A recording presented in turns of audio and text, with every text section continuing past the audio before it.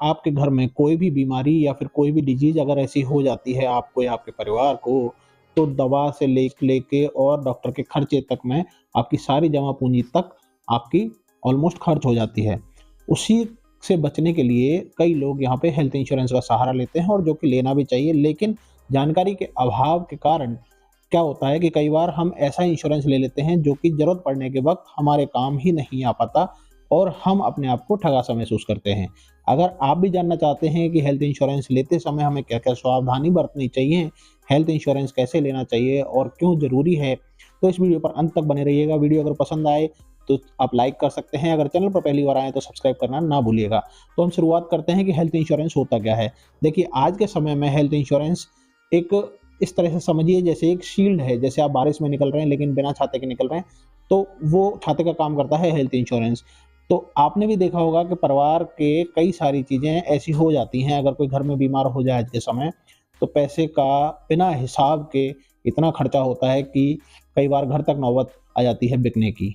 दूसरी चीज़, health insurance के होने से काफ़ी सारी चीज़ें तो आसानी से सुलझ ही जाती हैं, लेकिन अब कई बार ऐसा होता है कि हमने हेल्थ इंश्योरेंस ले लिया, अब हेल्थ इंश्योरेंस तो ले लिया लेकिन उस समय पे जब हमें ज़रूरत पड़ी तो वो क्लेम रिजेक्ट हो गया या फिर हमें वो सुविधा ही नहीं मिल पाई जिसके कारण हम हेल्थ इंश्योरेंस को अडॉप्ट किए थे। तो यहाँ पे मैंने एक शीट बना रखी है, उसके चलते मैं आपको सारी चीज़ें पॉइंट वाइज़ पॉइंट जो कि लोगों के क्वेश्चंस थे, आप लोगों के क्वेश्चंस थे, उनको देने का प्रयास करूँगा। लेकिन आपसे छोटा-सा एक रिक्वेस्ट है, अगर आपको यहाँ तक अगर वीडियो समझ में आ रही है कि ये किसी टॉपिक रिलेटेड होने वाला है और आपको अगर लगता है कि ये वर्थफुल होने वाला है, तो प्लीज़ लाइक ज़रूर कर दीजिएगा। चैनल पर पहली बार आए तो सब्सक्राइब करना ना भूलिएगा। चलिए चलते हैं। तो ठीक है, अब यहाँ पे हमारा सबसे पहले जो क्वेश्चन लोगों ने पूछा था कि हेल्थ इंश्योरेंस दरअसल है क्या?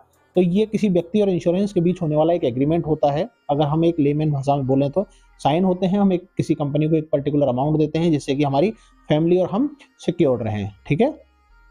इसमें इंश्योरेंस कंपनी दुर्घटना, बीमारी, चोट लगने के कारण आपके मेडिकल खर्चे उठाती है। बेसिकली सीधी-सी टर्म एंड कंडीशंस इसकी होती हैं कि भैया आपको कोई कंपनी दुर्घटना हो जाए या चोट लग जाए या कुछ भी हो जाए, तो उसमें मेडिकल खर्चा जो है वो कंपनी उठाएगी जिसको हम पे कर रहे हैं, ठीक है? तो इसमें हॉस्पिटल में भर्ती होने का खर्च, दवाइयों का बिल, डॉक्टर का कंसल्टेशन फीस, एम्बुलेंस चार्जेस जैसी सुविधाएँ होती हैं, ठीक है? जो कंपनी द्वारा पे की जाती हैं। अब दूसरा सवाल आता है कि हेल्थ इंश्योरेंस ज़रूरी क्यों है? क्योंकि आज के टाइम में बीमारियों का बढ़ता हुआ खर्च और ज़िम्मेदारी ये इतनी हो गई है कि आपको पता नहीं लगता, जब आपको ज़रूरत पड़ती है तो पैसे का पानी बन जाता है, ठीक है? अब यहाँ पे लाइफ़स्टाइल डिज़ीज़ का भी बढ़ता हुआ जा रहा है खतरा, क्योंकि आज के समय में बच्चों से लेकर बड़े तक जंक फूड खूब खाते हैं और फास्ट फूड के चलते आपको बीमारियाँ बहुत ज़्यादा जल्दी ग्रैब कर लेती हैं। उसके कारण भी आपको हेल्थ इंश्योरेंस की आवश्यकता पड़ सकती है, क्योंकि जहाँ पे आपको 5 साल चलना होता है, वो जंक फूड या फिर फास्ट फूड की वजह से आप 1 साल में ही बीमारियों की गिरफ्त में आ जाते हैं। तो ये चीज़ें भी आपको अवॉइड करनी चाहिए, ठीक है? अब दवाओं के खर्च के साथ में क्या-क्या अन्य सुविधाएँ मिलती हैं, वो जान लेते हैं। मेडिकल टेक्नोलॉजी में हर रोज़ बदलाव हो रहे हैं, ठीक है? इससे इलाज भी महँगा होता जा रहा है, जिसका बोझ मरीजों पर ही पड़ता है, ठीक है? उदाहरण के लिए अगर आप 2 साल पहले एक नॉर्मल सर्जरी के लिए आपको 2 लाख रुपए खर्च करने पड़ते थे, तो आज वहीं उसके लिए 5 लाख रुपए तक खर्च करने पड़ते हैं, ठीक है? अब यहाँ पे इमरजेंसी की स्थिति में तुरंत सुविधा हो जाती है इलाज की। आपको देखना नहीं पड़ता कि मैं कौन से हॉस्पिटल में जाऊँ, कौन से में ना जाऊँ। आप किसी भी हॉस्पिटल में जा सकते हैं। अगर उससे एफ़िलिएटेड है इंश्योरेंस कंपनी से वो, तो आपको तुरंत के तुरंत कैशलेस मिल जाएगा। अदरवाइज़ आप बाद में भी रिडीम करवा सकते हैं, ठीक है? अब हेल्थ इंश्योरेंस क्लेम का रिजेक्ट होना सबसे बड़ी आफ़त होती है। मान के चलिए आपने इंश्योरेंस भी करा लिया, आपने एडमिट भी करा दिया, कोई घर में कोई परेशानी हो गई, तो उसके बाद में जब आप क्लेम लेते हैं तो रिजेक्ट हो जाता है कई बार। उसका सबसे बड़ा कारण क्या है, वो भी जान लेते हैं।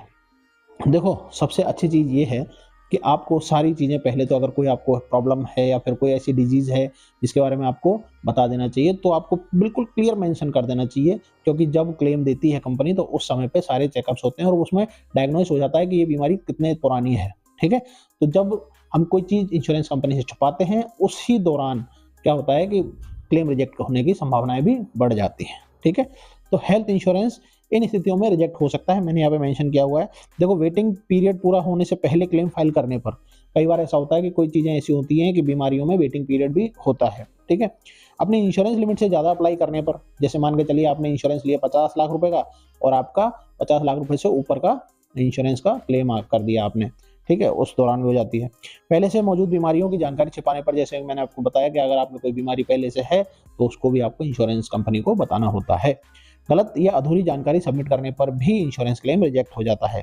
समय बीतने के बाद क्लेम फाइल करने पर भी आपको इंश्योरेंस नहीं मिलेगा। जैसे एक पर्टिकुलर किसी कंपनी का टाइम होता है कि आपको 48 आवर्स में या फिर 7 डेज़ में आपको सबमिट करनी होती है रिपोर्ट। अगर वो टाइम पे नहीं करी तो वो भी क्लेम रिजेक्ट हो जाता है। अपनी पॉलिसी को समय पर रिन्यू अगर नहीं करवाते हैं तो भी इंश्योरेंस कंपनी उसको कंपनी विथड्रॉ कर देती है, ठीक है। अब यहाँ पे इंश्योरेंस क्लेम रिजेक्ट ना हो उसके लिए क्या-क्या करना चाहिए, ठीक है। अपनी हेल्थ इंश्योरेंस पॉलिसी के नियम और शर्तों को ध्यान से पढ़ लेना चाहिए। इंश्योरेंस पॉलिसी खरीदते समय अपने स्वास्थ्य से जुड़ी सही जानकारी देनी चाहिए। किसी भी तरह की मेडिकल कोई भी हिस्ट्री है तो उसे छुपाना नहीं चाहिए, ठीक है। जैसे कि अगर आप एक स्मोकर हैं या ड्रिंक करते हैं तो ये जानकारी छुपाएँ नहीं, वरना ज़रूरत पड़ने पर आपका क्लेम रिजेक्ट 100% हो जाएगा, ठीक है। अगर इंश्योरेंस लेते समय किसी को पहले से कोई बीमारी, हेल्थ कंडीशन या स्मोकर, ड्रिंकर या है तो इंश्योरेंस कंपनी ये मानती है कि उस व्यक्ति के बीमार होने की संभावना ज़्यादा है। ऐसे में इंश्योरेंस का प्रीमियम भी कंपैरेटिवली ज़्यादा बढ़ जाता है। तो ये आपको ध्यान रखना होता है कि आपको किसी भी तरह की कोई भी चीज़ छुपानी नहीं है जिससे कि आपको क्लेम सेटलमेंट में दिक्कत आए, ठीक है। किसी अस्पताल में भर्ती होने पर तुरंत अपने हेल्थ इंश्योरेंस प्रोवाइडर को सूचना देनी चाहिए, नहीं तो बाद में ये भी क्लेम रिजेक्ट होने का सबसे बड़ा कारण हो सकता है, ठीक है।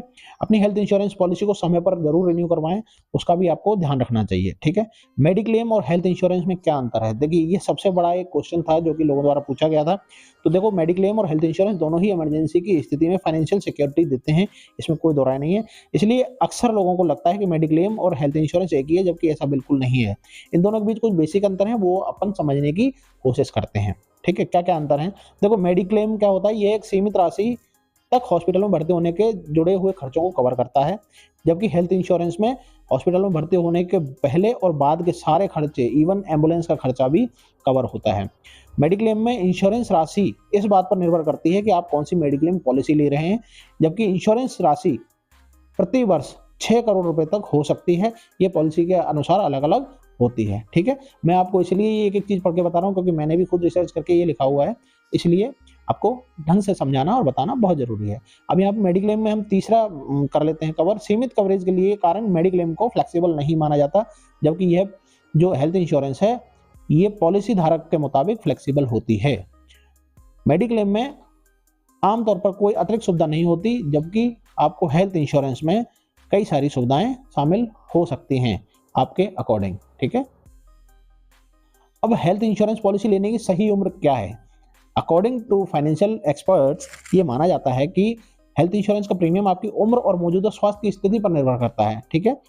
क्योंकि जितनी कम उम्र होगी उतना हेल्थ इंश्योरेंस लेने की सही उम्र क्या है? तो फाइनेंशियल एक्सपर्ट्स के हिसाब से या फिर हम एक जनरल रूटीन में भी चेक कर लें तो इसमें कहा जाता है कि जब आपकी उम्र कम हो तो प्रीमियम आपका कम आएगा।